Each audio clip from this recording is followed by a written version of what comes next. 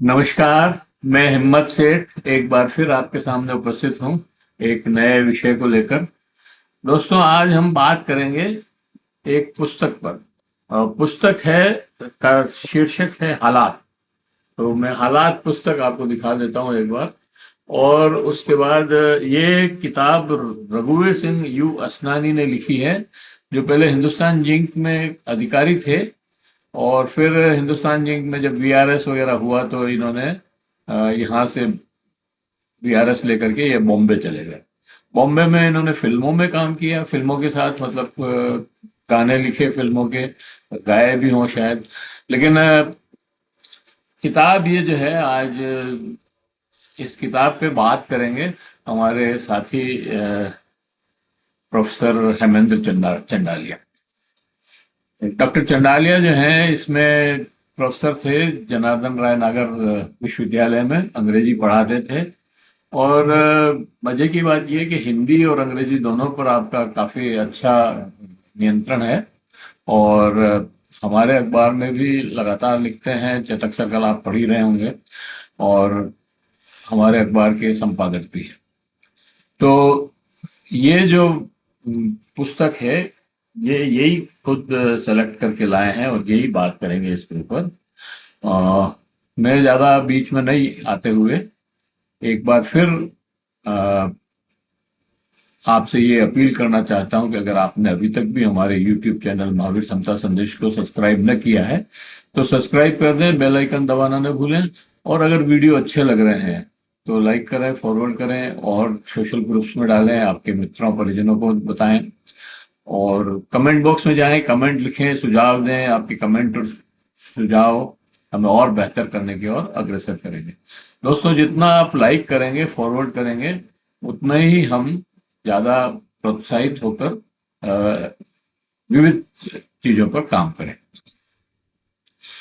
तो प्रोफेसर चंडालिया, आपका बहुत बहुत स्वागत है हमारे इस YouTube चैनल पर। और आपके ही चैनल पे हम आपका स्वागत कर रहे हैं।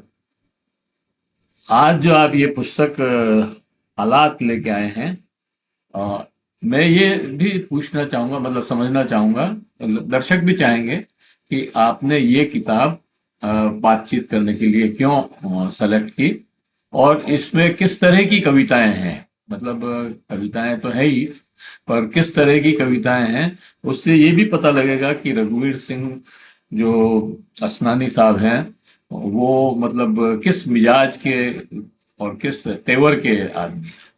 मतलब क्रांतिकारी हैं या रोमांटिक कविताएं लिखते हैं या और कुछ, मतलब इस तरह का।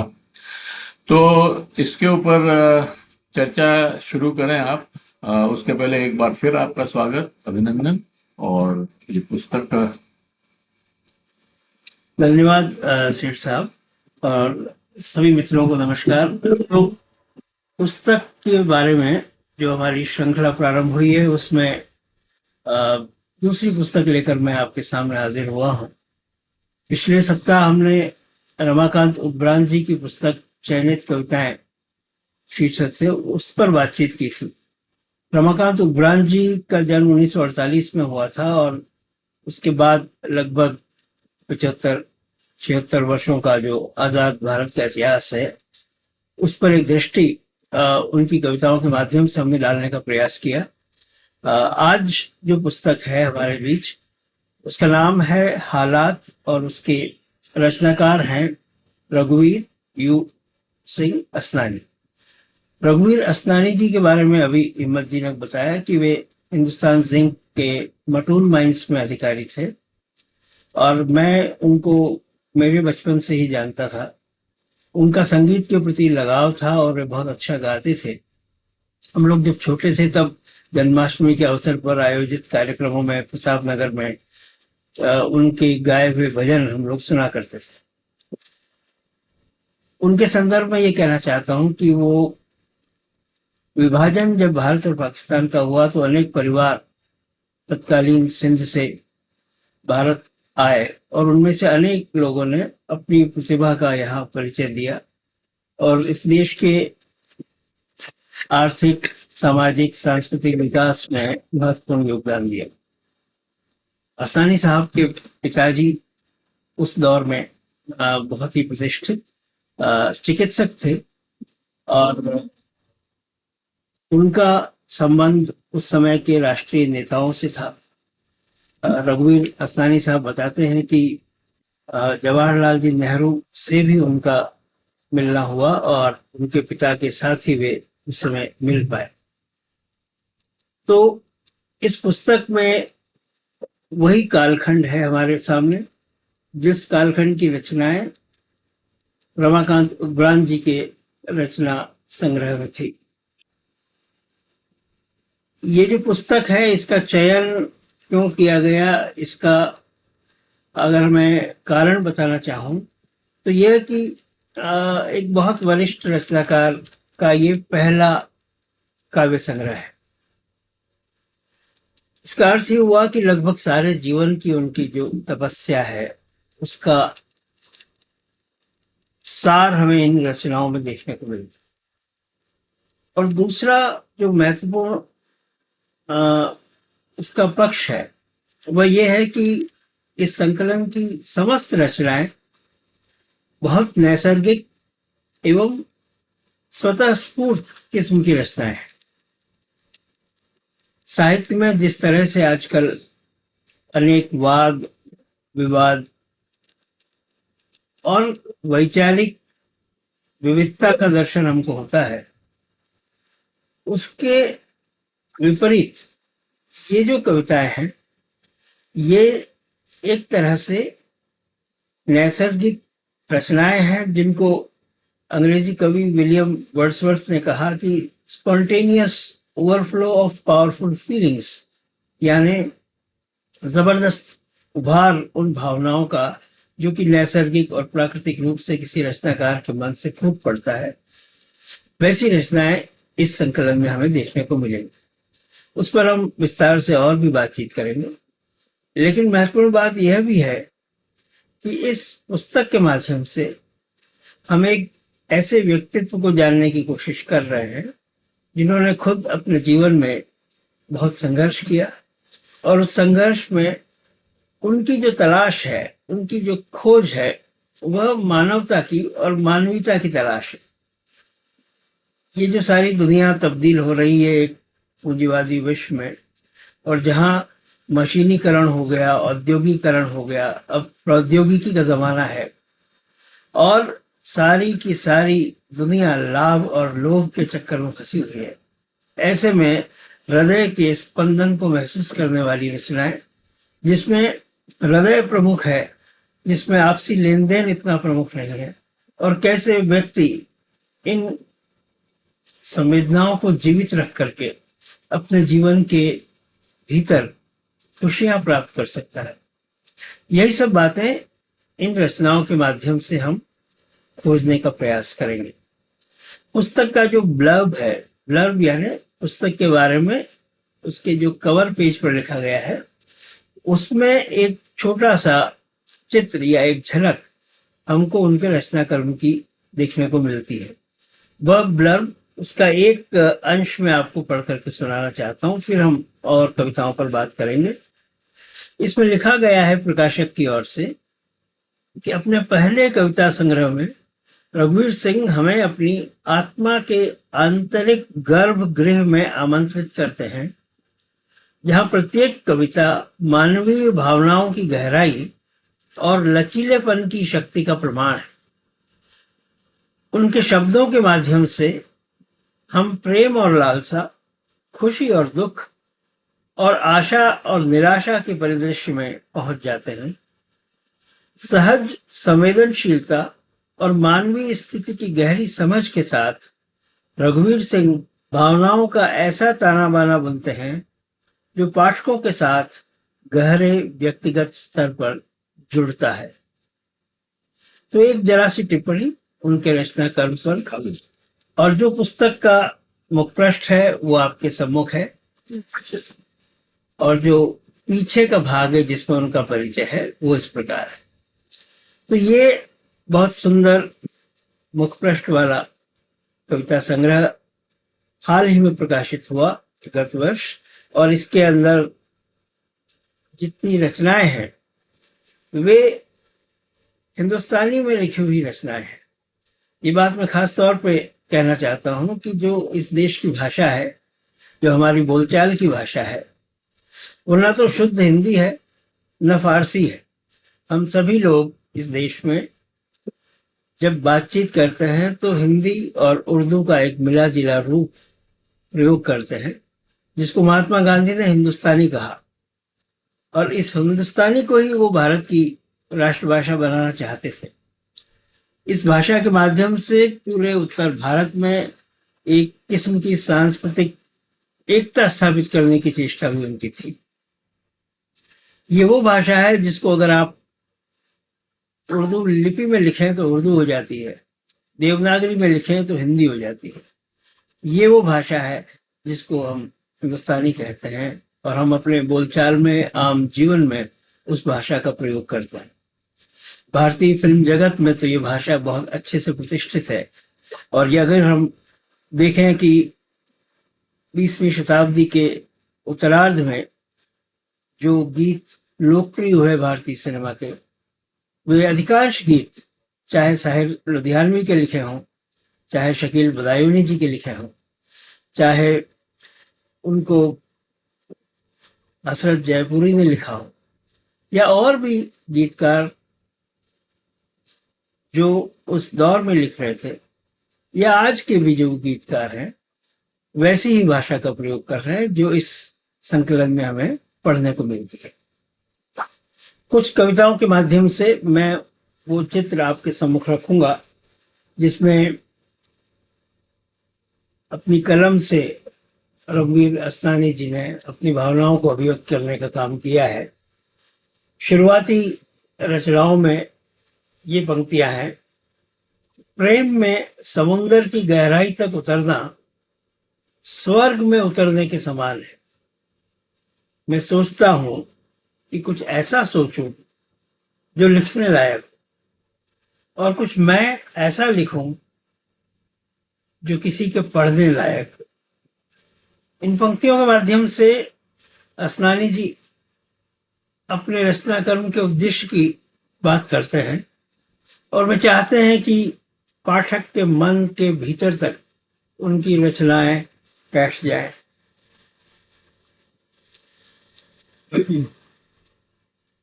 वे कहते हैं, कविता हो या गजल हो या फिर कोई नज्म, इनमें कुदरत के संगीत की स्वर लहरें, मंद मंद हवाओं में महकती फिजाएं छिपी होती हैं। ये वो शक्तिशाली पल हैं, ये वो ख्यालों से निकली अनमोल चीजें हैं जो आपकी अनुमति के बिना आपके दिमाग, आपके हृदय और आपकी आत्मा से रूबरू बात कर सकती हैं। ऐसी भावपूर्ण अभिव्यक्तियां जिनमें कोई ऐसा वैचारिक आग्रह नहीं है, ऐसी कोई राजनीतिक पूर्वाग्रह नहीं है, बल्कि हृदय की गहराइयों से उठने वाले स्वर हैं, वो इन रचनाओं में हमें देखने को मिलते हैं।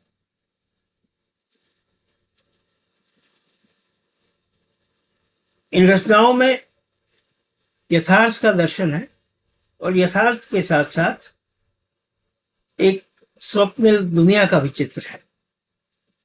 एक जगह वे लिखते हैं, शीशे की धरती पर अक्सर पत्थर बरसते हैं।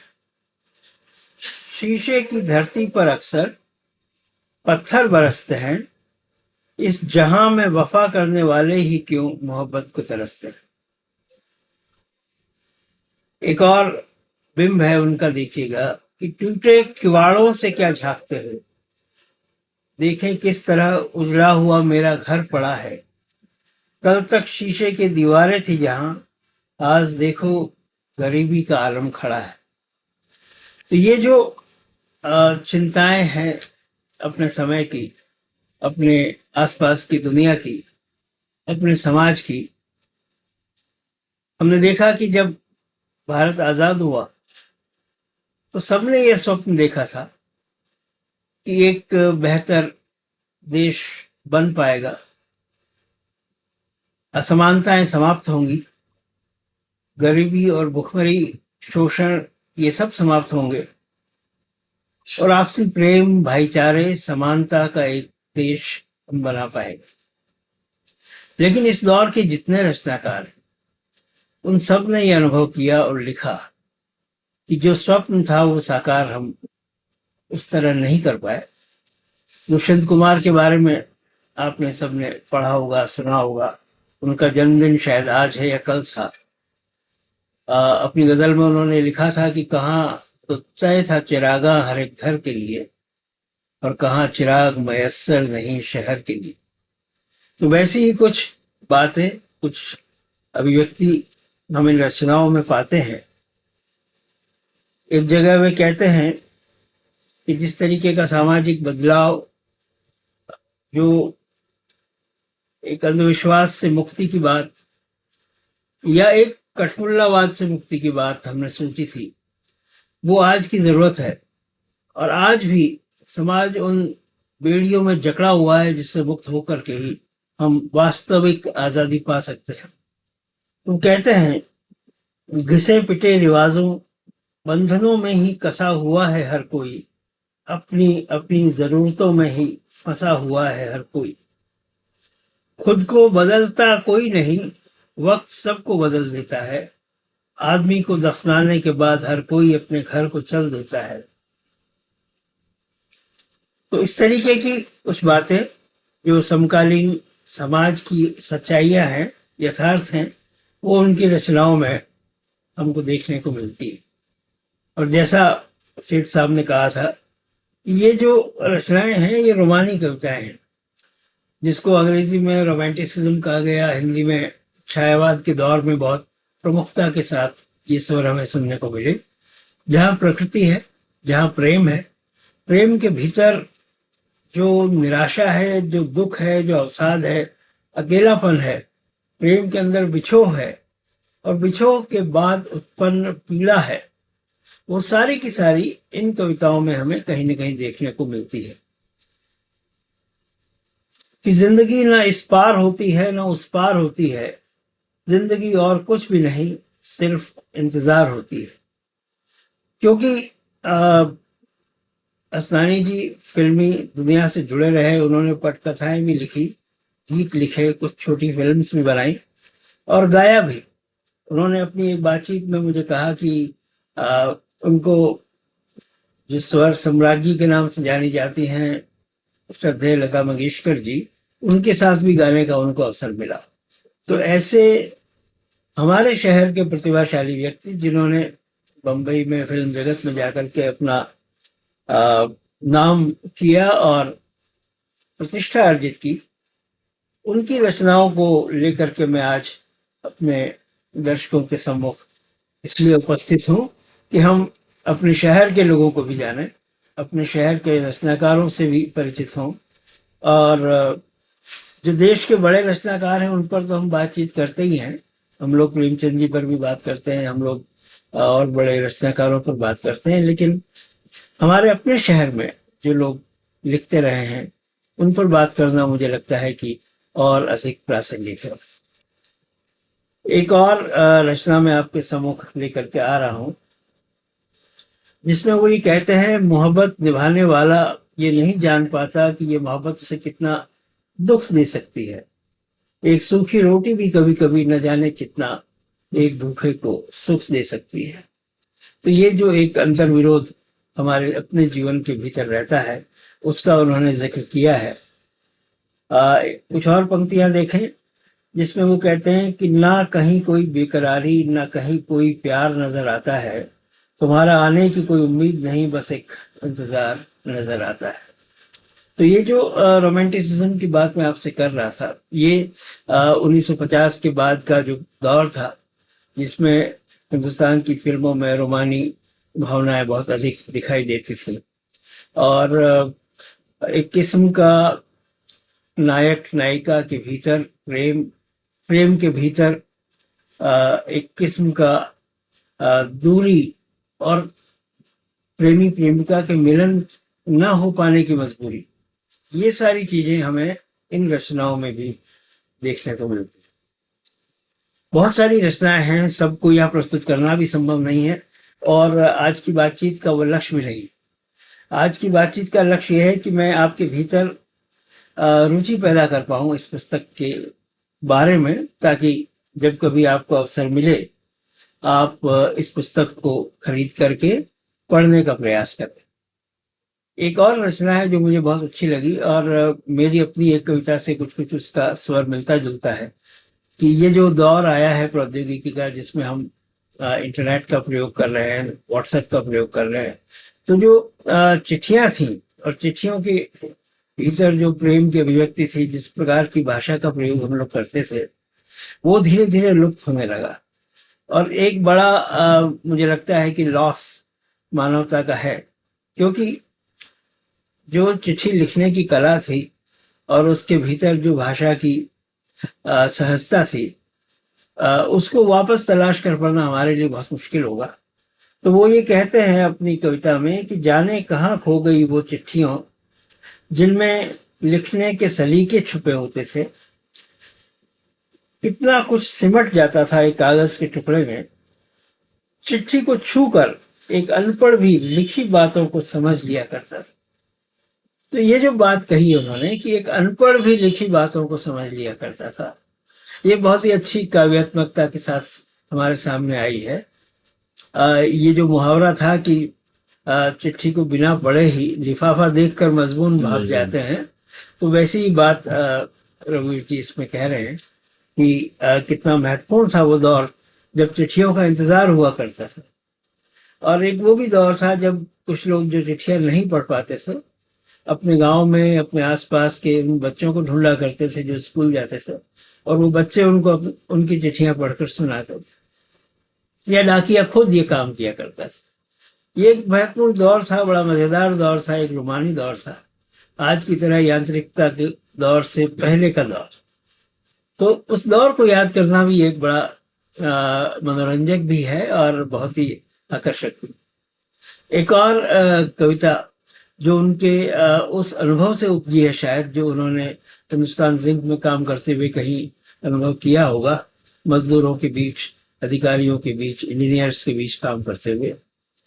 वे कहते हैं कि ये पसीना बहाने वाले कभी अपनी बात नहीं बदलते। जिस मेहनत कश वर्ग के हम लोग लगातार चर्चा करते हैं और उसके साथ एकजुटता अपनी व्यक्त करते हैं, उस मेहनत कश वर्ग के बारे में वे लिखते हैं, ये पसीना बहाने वाले कभी अपनी बात नहीं बदलते, ये अपने आप को चाहे कितना ही बदल दें मगर उनके हालात नहीं बदलते। इन गरीबों का गम अक्सर उनके पसीनों के साथ ही बह जाता है, मगर ये पसीना बहाने वाले चलते चलते कभी अपना साथ नहीं बदलते। तो बहुत अच्छे से जो एक कमिटेड वर्किंग क्लास है, उसके कमिटमेंट को उन्होंने लिखने की कोशिश की है। लेकिन ये भी उन्होंने लिखा है साथ साथ कि इस दुनिया में ऐसे लोगों के साथ बहुत अच्छा बर्ताव नहीं होता, बल्कि जो सच बोलने वाले लोग हैं उनके सच की कदर आज के दौर में नहीं। वे कहते हैं इस जहां में सच बोलने वालों को पीड़ा सहनी पड़ती है, कोई सुनना नहीं चाहता, फिर भी ऐसी कोई बात जुबान को कहनी ही पड़ती है। तो रचनाकार अपनी रचनाओं के माध्यम से उसी सच को उजागर करने की कोशिश करता है जो उसके पास पास बिखरा हुआ है, जिसको वो अपनी नजर से देखता है और अपनी कलम से बयान करने की कोशिश करता है। वो लिखते हैं, और इस उद्धरण के साथ मैं अपनी बातचीत को भी समाप्त करना चाहूंगा कि पतझड़ के सूखे पत्तों की तरह मोहब्बत अब दिलों से झड़ती जा रही है। इंसान के जिंदा रहने से क्या होगा जब इंसानियत ही मरती जा रही। वाह! तो ये रचनाएं आपके सम्मुख हैं। इस पुस्तक का नाम हालात है और पुस्तक की रचना रघुवीर सिंह यू असनानी ने की है। पुस्तक जोधपुर के प्रकाशक राजस्थानी ग्रंथागार ने प्रकाशित की है और ये पुस्तक अमेज़न पर भी उपलब्ध है। तो आप सभी पाठकगण इस पुस्तक को खरीद करके इसकी अन्य रचनाओं का भी आनंद लेंगे, ऐसी मेरी उम्मीद है। और असनानी साहब की रचनाओं को हम ज्यादा लोगों तक पहुंचा पाएंगे, ऐसा हमारा प्रयास है। बहुत बहुत धन्यवाद इस कार्यक्रम के लिए। धन्यवाद प्रोफेसर चंडालिया, आ, आपने अच्छी किताब का चयनित किया और उसकी कविताओं पर हमें प्रकाश डाला। आ, आशा करता हूँ कि आगे भी ये दौर चलेगा और कई दूसरी पुस्तकों पर भी हम बात करेंगे। जरूर। तो ये वीडियो हम यहीं समाप्त करते हैं और आशा करते हैं आपको ये वीडियो बहुत पसंद आया होगा। अगर पसंद आया हो तो लाइक करें, फॉरवर्ड करें और सोशल ग्रुप्स में डालें। हमारे कमेंट बॉक्स में जाएं, कमेंट लिखें, सुझाव दें और आपके कमेंट और सुझाव हमें और बेहतर करने की ओर अग्रसर करेंगे। अगर अभी तक आपने हमारे यूट्यूब चैनल महावीर समता संदेश को सब्सक्राइब न किया है तो सब्सक्राइब कर लें, बेल आइकन दबाना न भूलें। जय हिंद, जय भारत। फिर मिलते हैं किसी और वीडियो के साथ। धन्यवाद। आपका बहुत बहुत धन्यवाद। आपने आकर के हमारे दर्शकों को ये